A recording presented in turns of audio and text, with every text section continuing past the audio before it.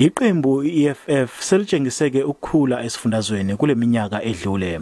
Leliqembu belinamakhansela angu-64 okhethweni lwango-2016 njengoba manje selinamakhansela angu-164.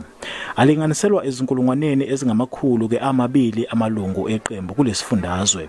Umhlaziyi wezombusazwe uSolwazi be-EFF uthi leli qembu kumele lixube ubuholi balo uma lifuna ukukhula. Ukuze iqembu libe nekusasa kufanele libe nayo intsha.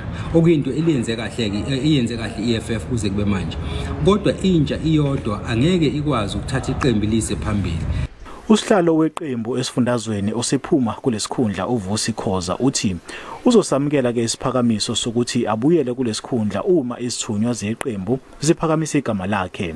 Oliphini lika Khoza umongezithwala angase aphonseleke inselelo uKhoza kulesikhundla sokuba ngusihlalo wesifundazwe. Siyimisela ukuthi okungenani ngo2024 sibe iqembu elibusayo la KwaZulu Natal. Uma singakwazanga kuba iqembu elibusayo kumele ukuthi sibe iqembu eliphikisayo. Kuba iqembu eliphikisayo into esiseduze kabi nayo siqembu lesine ngobukhulu.